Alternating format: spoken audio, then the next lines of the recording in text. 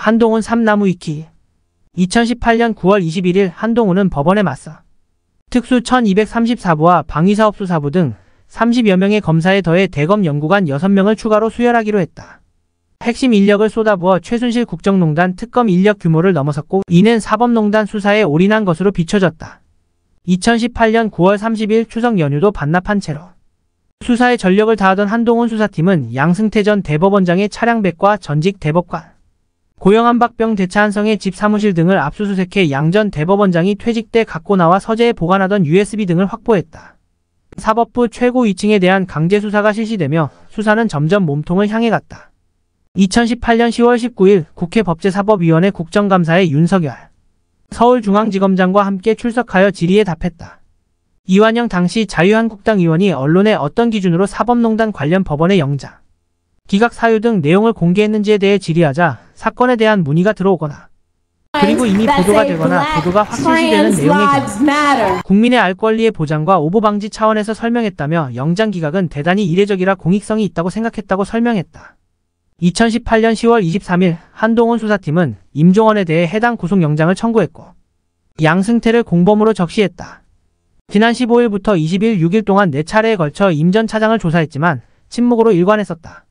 10월 26일 6시간에 걸친 마라톤 영장심사가 있었다.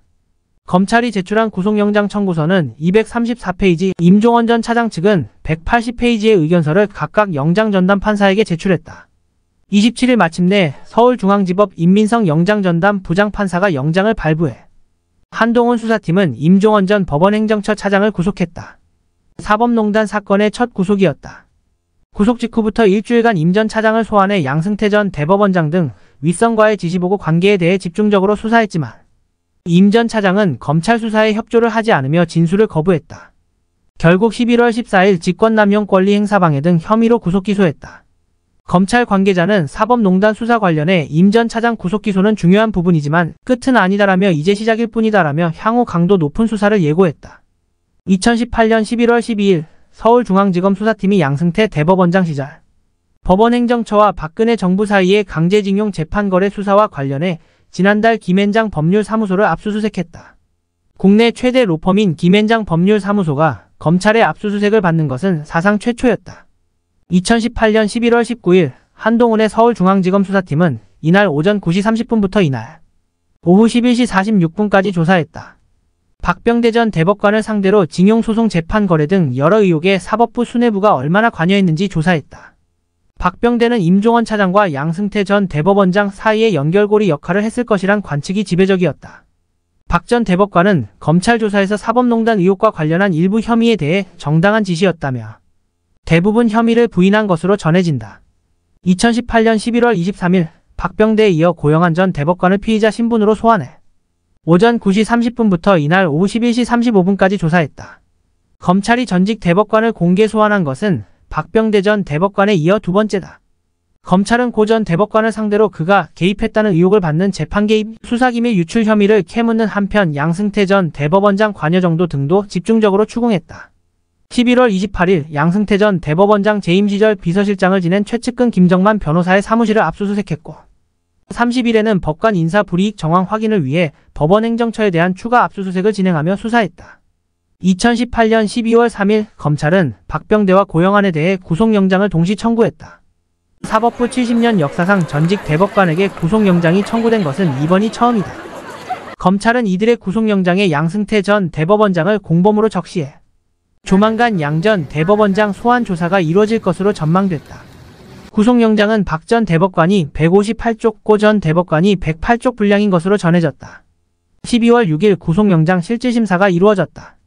2019년 3월 양승태 대법원장 구속 등 사법농단 수사가 종료되자 곧바로 삼성바이오로직스 분식회계 의혹 수사에 다시 착수했다. 지난해 압수수색을 통해 기초자료 분석을 끝마친 검찰은 곧바로 참고인 및 피의자 소환에 착수했다. 여기서도 어김없이 수사 밑그림 윤석열 한동훈, 실무지휘 송경호 김영철 검사의 목이었다. 수사 공판회계 등 분야별 엘리트 칼잡이들을 각 지검서 차출했으며 경찰대 출신 1명, 한미 공인회계사 자격 보유자가 2명 합류하는 등 메머드급 수사인력이 꾸려졌다. 윤석열 중앙지검장과 한동훈 3차장은 삼바가 이재용 부회장의 그룹 경영권 승계를 측면 지원하기 위해 고의로 분식회계를 범했다는 심증을 굳혔으며 이런 인식은 박영수 특검이 법원에 낸 이재용 부회장 사건 공소장에 그대로 드러난다.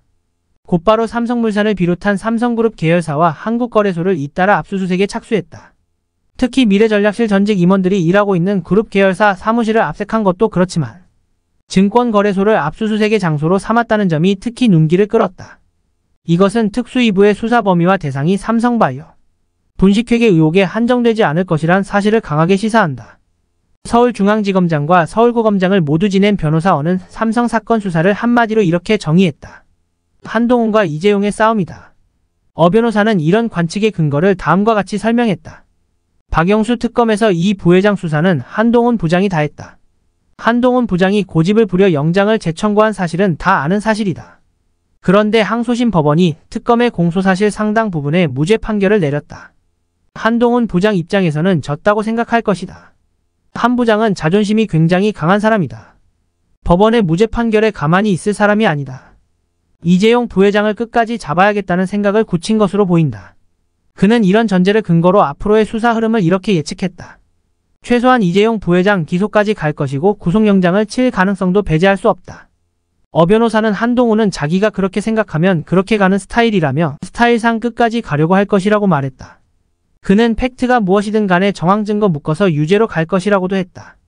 2019년 7월 26일 한동훈은 윤석열 중앙지검장이 검찰총장에 직행하면서 단행한 인사에서 대검찰청 반부패 강력부장으로 영전하면서 역대 최연소 검사장이자 사법연수원 27기 중 이원석과 함께 가장 먼저 승진했다.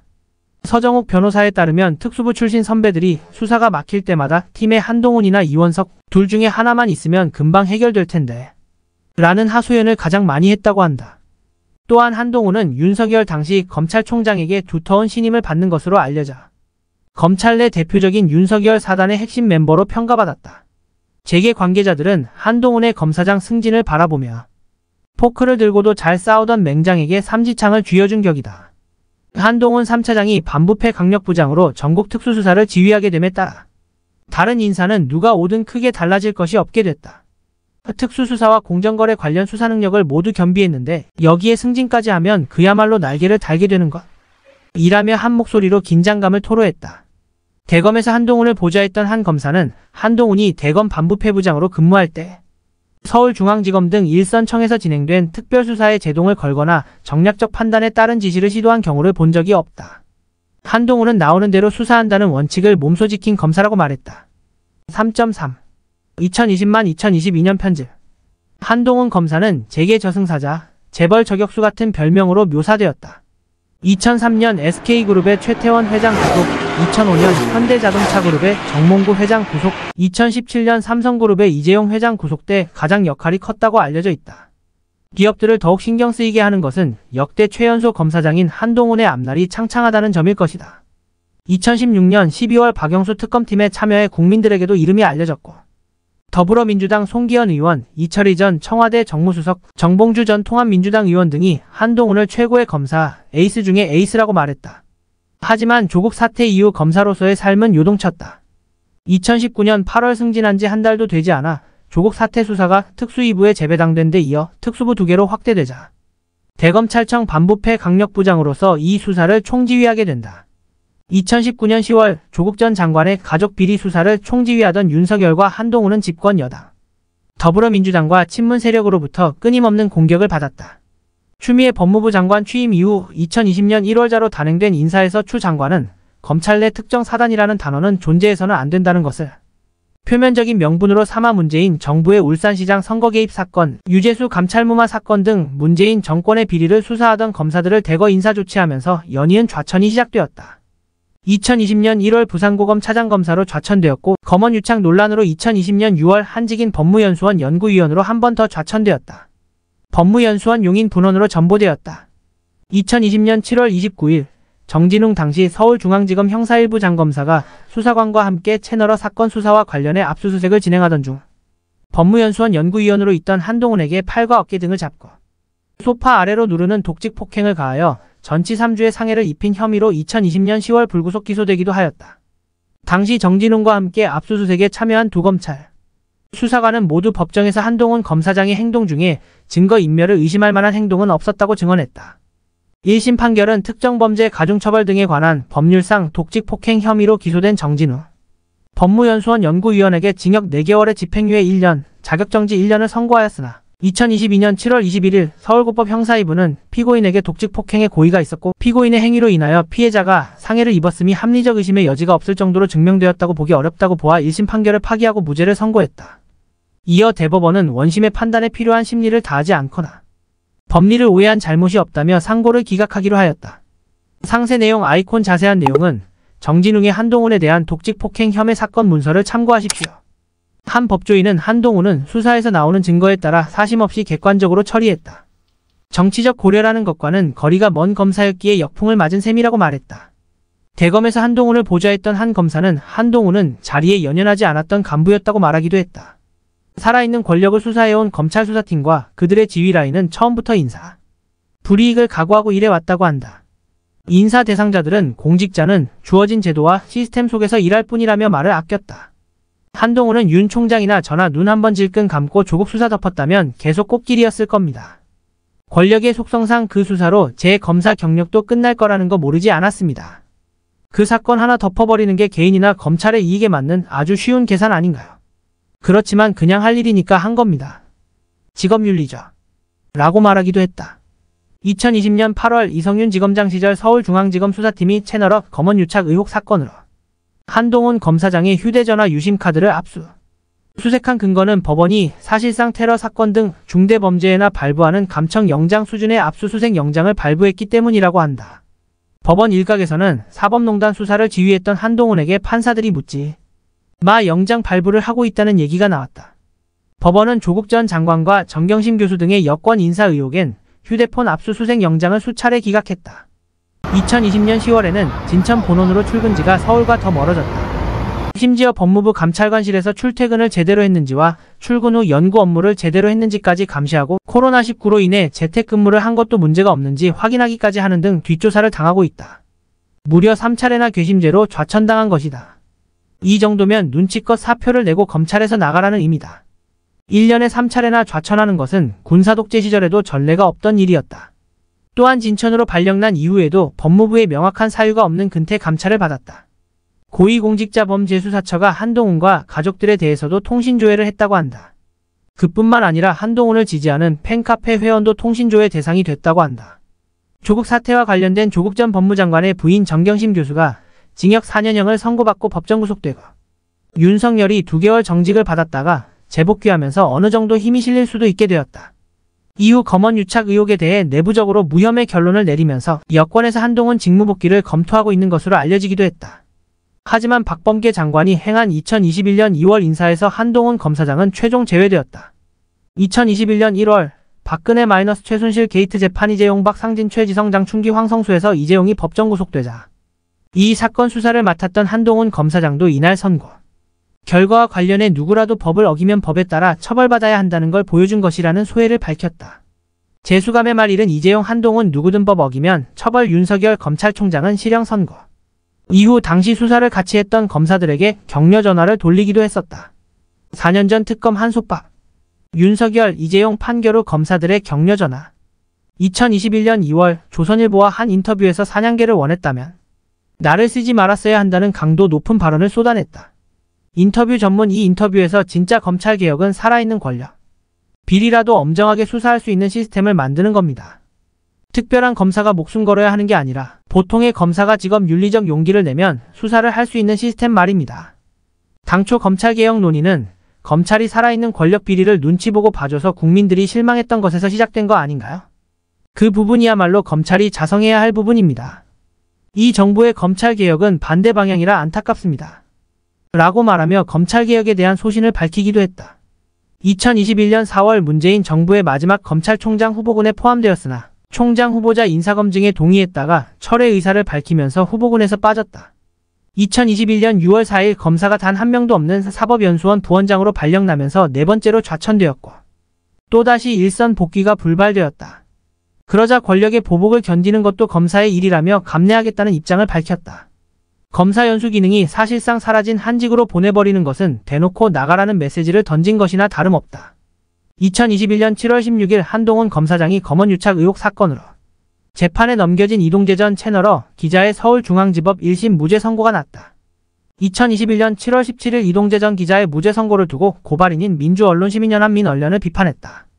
한동훈은 프랑스의 철학자 볼테르가 신성로마 제국에 대해 신성하지도 않고 로마도 아니고 제국도 아니다라고 언급한 발언을 인용해 민언련은 권력 입맛에 맞춰 무고한 동료 시민인 저를 해코지하려는 미련을 버리지 않은 것 같은데 지금 민언련에는 이름과 달리 민주도 없고 언론도 없고 시민도 없고 권력의 요직을 꿰차는 막강 인재풀로서 권력과의 연합만 있어 보인다고 빗대기도 했다.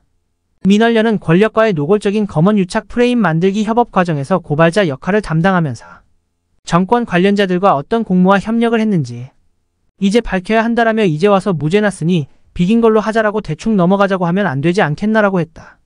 2022년 1월 27일 정경심의 징역형이 확정되자 정의상식에 맞는 결과라 입장을 밝혔다. 같은 날 본인의 명예를 훼손한 혐의를 받는 유시민 전 노무현재단 이사장의 재판에 증인으로 출석했다. 이 자리에서 유시나 지금의 권력자들은 마치 무슨 짓을 해도 자기들은 수사하면 안 되는 초헌법적인 특권 계급인 양 행동했다며 권력이 물라면 물고 덮으라면 덮는 사냥개 같은 검찰을 만드는 것을 검찰개혁이라고 사기치고 거짓말하고 국민을 속였다고 유시민과 문재인 정부를 강하게 비판했다. 일부 사람들은 이날 한동훈의 발언을 정치적 데뷔 기점으로 보기도 한다. 명확한 대의 명분을 이끌어내는 스피치라는 평도 있다. 한편 한동훈에 비해 유시민은 특별히 드릴 말씀이 없다며 빠르게 인터뷰를 끝내고 현장을 빠져나갔다. 참고로 유시민 기소 이후 노정현 서부지검장은 창원지검장으로 인사조치되었다. 담당 부장검사였던 형사 1부 박현철 검사 또한 소신껏 의견을 피력한 것으로 보인다. 유시민 씨는 말 한마디로 KBS 법조팀을 해체한 절대 강자였고 저는 조리돌림과 집달린치 당하던 사냥감이었습니다. 재판에서 합의를 묻는 판사의 질문에 유시민이 몰라서 실수한 것이라면 모르지만 대놓고 해코지하기 위해 한 거짓말이라 그냥 넘어가선 안 된다며 불가 의사를 밝혔다.